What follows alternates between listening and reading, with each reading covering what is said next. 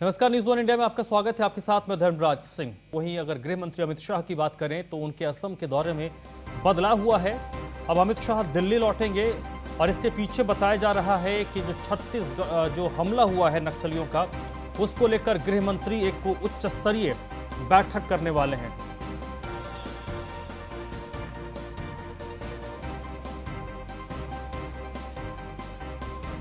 तो गृह मंत्री अमित शाह असम के दौरे को बीच में छोड़कर वो वापस लौटेंगे और ये उनका ट्वीट है जो उन्होंने किया है। उन्होंने लिखा है कि छत्तीसगढ़ में नक्सलियों से लड़ते हुए शहीद हुए हमारे सुरक्षा कर्मियों के बलिदान को नमन करता हूं। राष्ट्र उनकी वीरता को कभी नहीं भूलेगा। मेरी संवेदना उनके परिवारों के साथ है। हम शांति और प्रगति के इन दुश्मनों के खिलाफ अपनी लड़ाई जारी रखेंगे। घायलों के जल्द स्वस्थ होने की कामना करता हूं।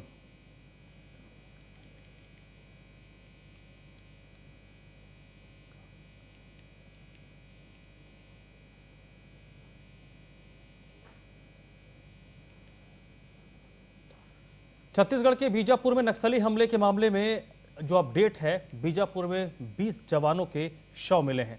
बीजापुर में अब तक 22 जवान शहीद हो गए हैं, एक जवान लापता है। हालांकि इस दौरान जवानों ने 15 नक्सलियों को मार गिराया है। 31 जवानों को अस्पताल में इस वक्त भर्ती करवाया गया है। छत्तीसगढ़ के डीजीपी ने जवानों की शहादत की पुष्टि की है। नक्सली कमांडर हिडमा पर इस हमले का आरोप है। 25 लाख का ये इनामी नक्सली है हिडमा। बीजापुर में फिलहाल सर्च ऑपरेशन चल रहा है। ये बड़ा नक्सली हमला है। कल जब ये हमला हुआ था बीजापुर में, उस वक्त कुछ एक जवानों के हताहत होने की या कैजुअल्टी की बात आई थी, लेकिन जैसे जैसे वक्त बीता तो पता चला कि जो कैजुअल्टी है, जो शहादत है, वो उसका आंकड़ा कहीं ज्यादा है।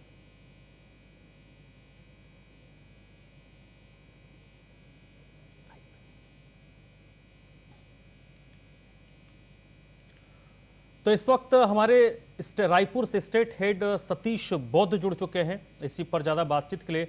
सतीश, एक ऐसी घटना है और इस तरीके की घटना को छत्तीसगढ़ ने पहले भी देखा है, लेकिन हमने देखा है कि जब भी कोई घटना होती है, कोई हादसा होता है तो जांच की बात होती है, सर्च ऑपरेशन को तेज किया जाता है, लेकिन एक बड़ा कदम नहीं उठाया जाता है और इसके पीछे कहीं ना कहीं कई सारी वजह रहती होंगी। लेकिन इस वक्त जो घटना हुई है, अपडेट में आपसे चाहूंगा कि इस वक्त स्थिति क्या है, कॉम्बिंग ऑपरेशन कैसे चल रहा है, घायल हैं उनकी स्थिति कैसी है? आपको बता दें, जो जवान घायल है उनकी स्थिति अभी, कुछ जवानों की स्थिति नाजुक है और कुछ जवान अभी मतलब फिलहाल सामान्य स्थिति में। आपको बता दूं कि यहाँ पर जो अभी सर्चिंग जो ऑपरेशन चल रहा है, अभी सर्चिंग ऑपरेशन के दौरान एक ब्लास्ट हुआ, जवान की घायल होने की सूचना हमें मिल रही है। ये सर्चिंग के दौरान ये ब्लास्ट हुआ है और ये एक जवान इसमें घायल है और यहाँ लगातार जंगलों में सर्चिंग की जा रही है और जो जवान लापता है उनकी तलाश की जा रही है। जी सतीश, ये क्योंकि सर्च ऑपरेशन किया जा रहा है और एक बड़ी गुंजाइश होती है जब इस तरीके की घटनाएं होती है उस पूरे रेड कॉरिडोर में, तो हम देखते हैं कि ऐसी घटनाओं को अंजाम देने के बाद नक्सली राज्य बदल देते हैं, वो दूसरे राज्य की ओर चले जाते हैं जंगल के रास्ते। तो यहाँ पर क्या कोई इस तरीके से कॉम्बिनेशन सटे हुए राज्यों के साथ किया जा रहा है ताकि अगर वहां पर वो जाते हैं तो दबिश दी जा सके? जी, आपको बता दूं, जिस प्रकार जो नक्सली नेता हिडमा की मीटिंग की सूचना पुलिस को मिली थी, पुलिस ने ये मतलब कार्रवाई करते हुए नक्सलियों के साथ मुठभेड़ किया था। अधिकांश घटनाओं में जो देखा गया है कि जो चूंकि छत्तीसगढ़ जो राज्य है, यहाँ से महाराष्ट्र, मध्य प्रदेश, उड़ीसा और आंध्र प्रदेश की सीमाएं लगती है, जिसके कारण जब भी कोई बड़ी घटना नक्सली अंजाम देते हैं और उसके बाद तुरंत वो अन्य प्रदेशों जैसे महाराष्ट्र या आंध्र प्रदेश या उड़ीसा चले जाते हैं, जिसके कारण पुलिस को जो घटना कारित की है उन्हें पकड़ने में बहुत तकलीफ होती है। अधिकांश मामलों में ये देखा गया है कि जो घटना कारित करके अन्य प्रदेशों में चले जाते हैं। अगर देश के गृह मंत्री अमित शाह जी अगर संयुक्त रूप से अगर इस पे अमल मतलब नक्सलियों पर कार्रवाई करे तो नक्सलियों का खात्मा हो सकता है। जी बिल्कुल, क्योंकि इस तरीके के कई एग्जाम्पल्स हमारे देश में रहे हैं सतीश, जब क्योंकि नक्सलियों को लेकर जब भी घटनाएं होती हैं, इससे पहले जब एक हमला हुआ था उसमें कई बड़े नेता हताहत हुए थे, कई बड़े नेताओं की शहादत हुई थी, कई जवानों से शहीद हुए थे। उसके बाद लगा था कि कोई बड़ा इम्पैक्ट होगा, लेकिन ये चीज देखा जाता है कि जब घटनाएं होती हैं उसी वक्त बात होती है, उसके बाद फिर वो चीजें पुराने ढर्रे पर लौट आती है, सर्च ऑपरेशन चलता है। यहाँ पर एक सर्च ऑपरेशन जो हो रहा था, इसमें मैं आपसे जानना चाहूंगा, सर्च ऑपरेशन को लेकर आप मेरे साथ जुड़े रहिएगा। इस वक्त हमारे साथ जुड़ चुके हैं कमल सिंह साहब, ये डीआईजी हैं। स्वागत है आपका। और लगता है फोन उनका कट गया है। सतीश, आपको मेरी आवाज आ रही है?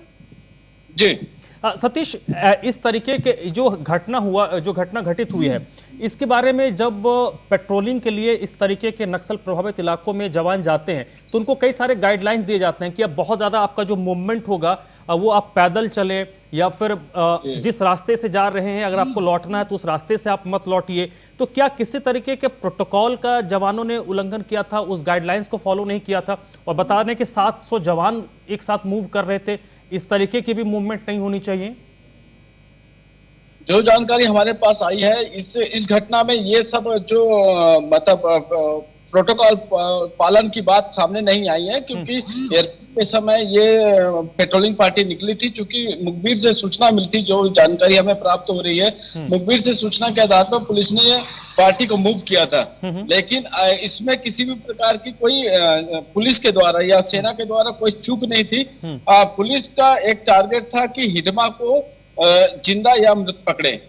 इस उद्देश्य को लेकर पुलिस आगे बढ़ी थी, जिसके कारण एक एम्बुश में पुलिस फंस गई और पुलिस के साथ चलिए, अगर इस तरीके के इनपुट थे तो सतीश ये भी संभव है कि इनपुट इस तरीके के प्लांट भी किए जाते हैं, तो ये जांच का विषय हो सकता है कि क्या ये, क्योंकि जब वो पुलिस सुरक्षा कर्मियों को इनपुट मिला उसके बाद वो जाते हैं, फिर एम्बुश होता है और फिर उन पर अटैक होता है। तो इस तरीके की घटनाएं भी हुई हैं जब इनपुट को खुद से आप तक पहुंचाया जाता था कि कैजुअलिटी ज्यादा ज्यादा। खैर, बहुत बहुत शुक्रिया आपका।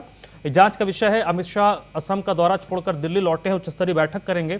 22 जवानों की शहादत हुई है और कई घायल हैं, जिनमें कई की स्थिति क्रिटिकल बताई जाती है। लेकिन नक्सल प्रभावित क्षेत्रों में इस तरह की घटनाएं होना, और कुछ दिनों से स्थिति सामान्य थी लेकिन फिर से घटनाएं हो रही हैं, तो जरूर केंद्र सरकार को इसमें इंटरवीन करना पड़ेगा। माफिया मुख्तार एम्बुलेंस के मामले में आरोपी डॉक्टर अलका राय से पूछताछ खत्म हो गई है। बाराबंकी पुलिस ने मऊ जाकर डॉक्टर अलका राय से पूछताछ की है। पूछताछ के बाद डॉक्टर अलका राय ने कहा है कि हमने सभी सवालों के जवाब दे दिए हैं, हमें एक वोटर ID कार्ड दिखाया गया। डॉक्टर अलका राय ने कहा लेकिन वो वोटर ID कार्ड मेरा नहीं है, मैं बेकसूर हूं, मुझे बेवजह इस मामले में फंसाया जा रहा है। तो बाराबंकी के पुलिस जो डॉक्टर अलका राय से पूछताछ करने के लिए मऊ गई थी, पूछताछ खत्म हो गई है और डॉक्टर अलका राय ने कहा है कि उन्होंने पूछताछ में पूरा सहयोग किया है। जो भी पुलिस कर्मियों ने कर्मियों ने उनसे पूछा है, उन सभी सवालों के उन्होंने जवाब दे दिए हैं। लेकिन एक ID कार्ड उनको दिखाया गया है और उन्होंने कहा है कि ये ID कार्ड मेरा नहीं है, मुझे बेवजह इस मामले में घसीटा जा रहा है। हालांकि सच्चाई क्या है, तथ्य क्या है, ये जांच करता ही बेहतर तरीके से बता सकते हैं। जब पूरे मामले की जांच होगी उसके बाद स्थिति स्पष्ट होगी। कहा है मुझे कि कोई नाम नहीं बताना। उन्होंने जो डॉक्यूमेंट दिखाए हैं क्या वो आपके डॉक्यूमेंट हैं? उन्होंने कोई एक वोटर ID का मुझे प्रति दिखाया है, तो वो वोटर ID भी मेरी नहीं थी, लेकिन मेरा फोटो उस पे लगा था और वो जो अटेस्टेशन का सिग्नेचर था वो भी मेरा नहीं था। जी जी। एक मिनट सवाल ये है कि कहा जा रहा है कि विधायक नहीं, बिल्कुल कितने घंटे मुझे लगता है 2 घंटे रहे हैं लोग यहाँ। अब आगे भी कुछ पूछताछ के लिए कुछ समय दिया उन्होंने या नहीं नहीं नहीं, आगे कुछ नहीं। अब वो अपना वापस गए हैं, अब आगे जो भी कार्रवाई होगी वो फिर बात। डॉक्टर अलका राय का नाम उस वक्त सामने आया था जब पंजाब के मोहाली कोर्ट में मुख्तार अंसारी को पेशी के लिए लेकर जाया गया था और उस दौरान मुख्तार अंसारी को एक एम्बुलेंस में ले जाया गया था। वो एम्बुलेंस प्राइवेट एम्बुलेंस था, 7171 उस एम्बुलेंस का नंबर था और वो बाराबंकी रजिस्टर्ड था और वो रजिस्ट्रेशन जिसके नाम पर था वो डॉक्टर अलका राय थी।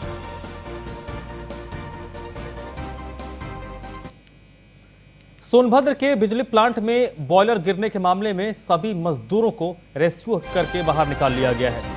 तो सोनभद्र से बड़ी खबर है जहां पर बिजली प्लांट में बॉयलर के गिरने के मामले में सभी मजदूरों को रेस्क्यू कर लिया गया है। घायल मजदूरों को अस्पताल में भर्ती करवाया गया है। मुख्यमंत्री योगी ने सोनभद्र हादसे में संज्ञान लिया है। मुख्यमंत्री ने इस हादसे की जांच के आदेश दिए हैं और पीड़ितों को हर संभव मदद करने का आश्वासन मुख्यमंत्री ने दिया है। सोनभद्र के अनपरा थाना क्षेत्र की यह घटना है जहां पर यह हादसा हुआ था बॉयलर पर, और इस मामले में मुख्यमंत्री ने जांच के आदेश दिए हैं।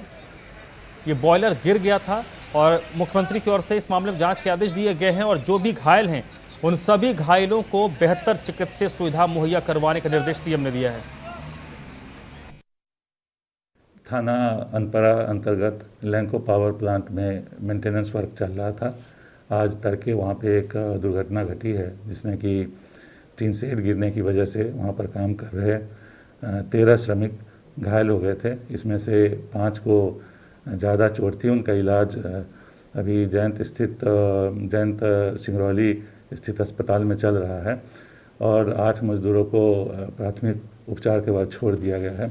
कोई भी मजदूर वहाँ पर फंसा हुआ नहीं है। स्थानीय पुलिस भी मौके पर मौजूद है और वहाँ कोई कानून व्यवस्था आदि की समस्या फिलहाल। वहाँ पर सवाल ये है कि लैंको प्रबंधन चाहती क्या है? जो मजदूरों की ड्यूटी है उनको नहीं जाने दे रही है, जो ड्यूटी में थे उनको बाहर कर दी। ये क्या है उसका मंशा? कितने मजदूर की हालत गंभीर बता रहे हैं आप? हम तो मजदूर 100 मजदूर की हालत मतलब 50-60 मजदूरों की हालत गंभीर है। हमें कुछ मजदूर साथी बताए कि नहीं कैजुअलिटी भी हो चुकी है, लेकिन प्रशासन अभी मुझे बताई है कि नहीं कैजुअलिटी नहीं हुई है। 14 लोग घायल हैं जो नेहरू में हॉस्पिटल में भर्ती हैं। मुझे प्रशासन ने बात क्यों बताई, लेकिन लैंको का नियत क्या है? लैंको प्रबंधन का जो मजदूरों का ड्यूटी है जाने नहीं दे रही है, जो लोग ड्यूटी में थे उनको बाहर कर दी। सोनभद्र जिले के अनपरा थाना क्षेत्र में लैंको परियोजना में मैं खड़ा हूँ, जहाँ पे सुबह में आज एक भोर में हादसा हुआ था जिसमें जो है कि यहाँ पे अफरा तफरी मची हुई थी और सुबह जब इसकी जानकारी स्थानीय लोगों को हुई और प्रशासन को हुई तो यहाँ पे जो है कि आनंद फान में सभी लोग इकट्ठा होकर नारेबाजी करने लगे। आप देख सकते हैं कि ये लैंको का एक परियोजना गेट है जहाँ पे आप पुलिस प्रशासन का यहाँ पे सख्त पहरा हुआ है और सियासत भी यहाँ पे लगाए हुए हैं जिससे कि किसी के भी अंदर जाने की अनुमति नहीं है। और यहाँ पे मैं बता दूँ कि इसमें से काफ़ी लोग जो है कि चोटी घायल भी हुए थे, जिनको जो मामूली रूप से घायल थे उनको जो है कि इलाज करा के तो छोड़ दिया गया है और बाकी जो 5 लोग गंभीर रूप से घायल थे उनको जो है नेहरू चिकित्सालय में भर्ती कराया गया है। सूत्रों के हवाले से पता चला है कि इसमें से घायल व्यक्ति जो गंभीर व्यक्ति घायल में है उसमें से एक आदमी कोरोना पॉजिटिव भी निकला हुआ है, जिसको अन्य अस्पताल बैरहन में जो कोरोना आइसोलेशन वार्ड बनाया गया उसमें शिफ्ट किया जा रहा है। सोनभद्र से संतोष मिश्रा, न्यूज़ इंडिया, सोनभद्र। अगली खबर आगरा से है जहां पर एक युवक ने अवैध हथियार लहराया है। बगैर लाइसेंस के हथियार लहराता हुआ युवक नजर आया है और फिलहाल ये युवक है, ये देखिए, इसने सोशल मीडिया पर अपना फोटो शेयर किया है और ये फोटो वायरल हुआ। पिनाहट कस्बा थाना पिनाहट क्षेत्र का ये मामला है जहां पर सोशल मीडिया में इस युवक का ये पिस्टल लिया हुआ फोटो वायरल हो रहा है। अवैध हथियार के साथ ये शख्स नजर आ रहा है।